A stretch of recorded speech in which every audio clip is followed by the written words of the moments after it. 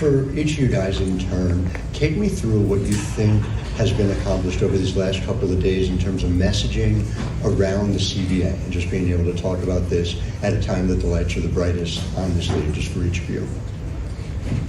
I would say just that the players obviously are taking this really seriously. We had the most participation in league history. I think we had close to 40 players in our league meeting. I think it just sends a really strong message that we're standing really firm on certain areas that we feel really strongly that we need to improve on, and I think we got that message across. Yeah, I think for myself that was the best part of it, being in the room, and there's over 40 other players in this league, and I'm sure a lot more would have loved to be there if they were in Indianapolis, and I think that's the most powerful thing is all the girls from across the league just being in that room together. Next question, row 3 in the center. Annie Constable, Front Office Sports. This one's for you, Caitlin. Where does your W salary stack up against your deals with State Farm, Gatorade, Nike?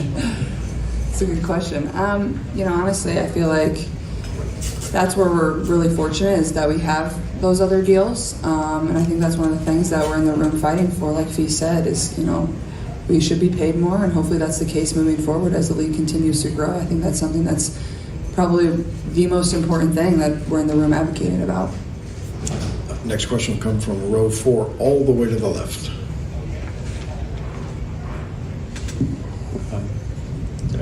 Caitlin, I'm just curious, how have you seen Aaliyah's playmaking develop this season? To be honest, I'm not sure it's changed, because I've always said Aaliyah's a great playmaker. If you watch her game, you know how good she is with the ball in her hands. She brings the ball up full court.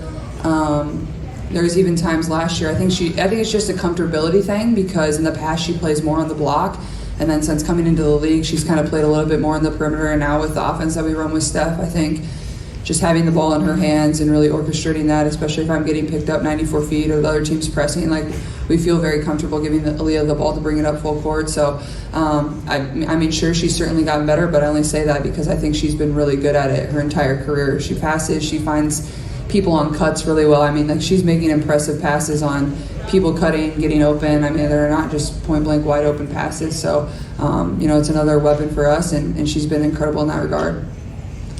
Next question, row 1 center. Hey Fee, hey Caitlin. Fee, this question is for you. It's deeply unserious, so I'm just asking in advance. But my question to you is, do you think you're a better trash talker than Caitlin? Oh no. I don't trash talk, so I'm not good, so the bar is low. I think of it after, I'm like, thinking about it for days after. I should have said this. He's too nice. Yeah. I can't think of it fast enough. That's even when we were picking our teams, I think they probably would have liked if we were talking trash a little bit more, but yeah. Nah, Fee's too nice. We're too nice. She's we're a mom. We're Midwestern. Yeah, that's a good point. Staying in the front row to your left. Yeah, Caitlin, can you just tell us what the weekend's been like? It probably wasn't ideally what you wanted, but it seems like you still have been having a good time. And how much coaching do you think you're doing tonight?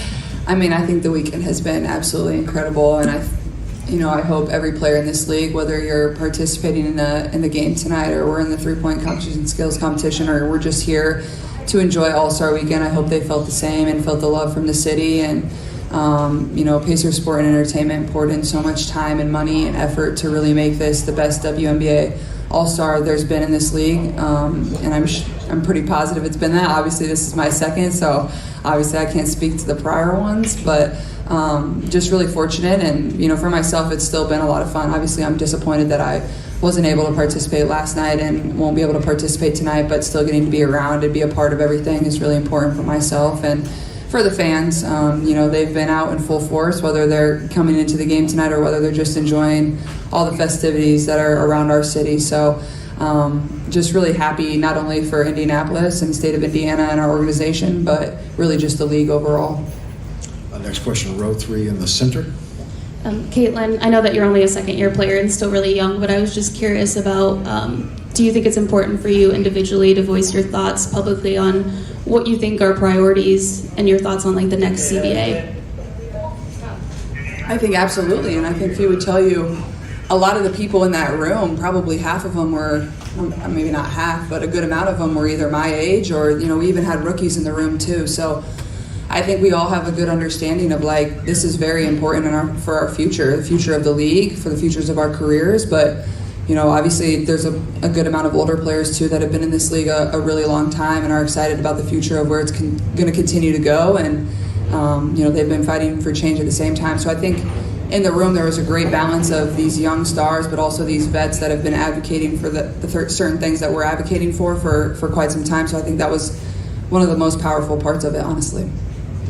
Next question, row one, all the way to your left. Caitlin, can you kind of describe your range of emotions you've experienced in the last week after having yet another setback? And maybe how nice was it to have these other All-Stars, your Iowa friends, back here to kind of cope and get through some of this? Yeah, I think when the injury happened, it was pretty frustrating considering I knew what the coming days were going to hold for myself.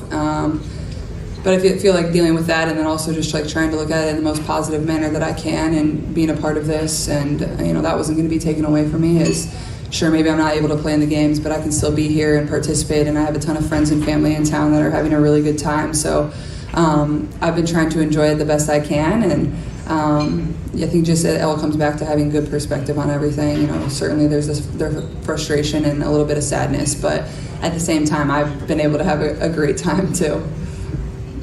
Next question, all the way to the back and on the left. Hey y'all, question for Napheesa. So obviously this is a forward-driven league and it's been that for pretty much the duration of it.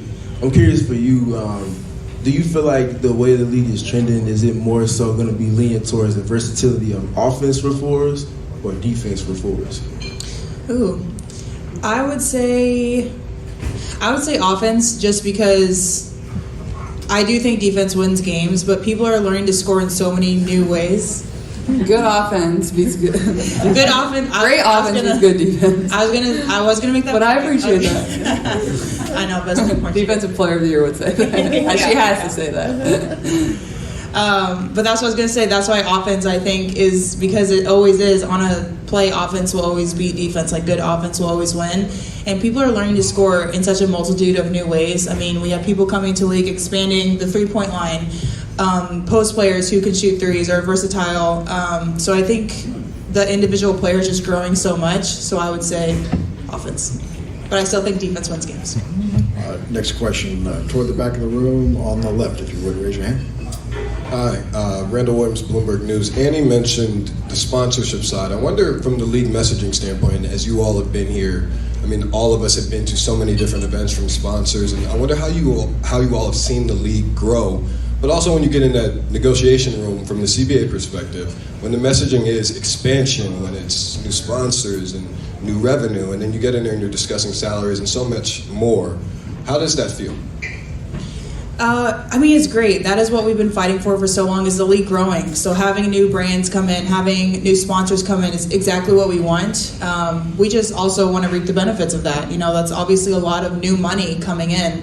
And for so long it was, people are not investing in women's sports. It's not accessible enough, and that's changing. And so that's what we are trying to change as well for us, is that we've been a part of that growth. The people before us have. We are, this current group now, are part of that. So we just want to make sure that we are also getting a cut of all this new money that's coming in. Next question, second row all the way to the right. Caitlin, right here. We talked about, just how excited you were to play in this game, but then I was talking to all your All-Stars yesterday about how it's important to get healthy too. Mm-hmm. So how are you feeling physically, and how can you maximize this weekend now that you're not playing to get healthy faster?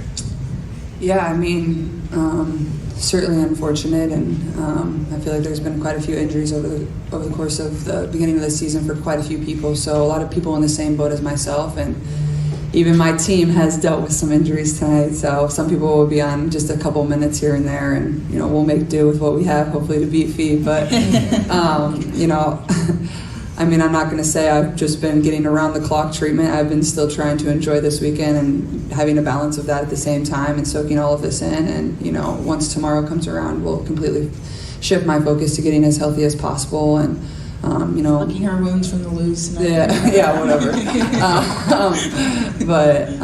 Just prioritizing that, but also having a good time has been important for myself too. We have time for just a couple more. We do have a commitment for the players on the court. Next question, all the way to the left in the second row. Hi, Tiana Randall Forbes. This question for both of you. All-Star Weekend is notoriously a very fun weekend for both the players and people who come. And we've seen through like live streams and videos that you guys are having way more fun and staying out the whole press conference, I guess. and staying out a little bit more late than you may have anticipated. What is some of the messaging? What if we do that normally? You just never saw it. That's true. That's true. Making 7 a.m. I'm not speaking for Fee. 7 a.m. shoot around is nothing. There was no shoot arounds today. Yeah. Both teams canceled. I heard.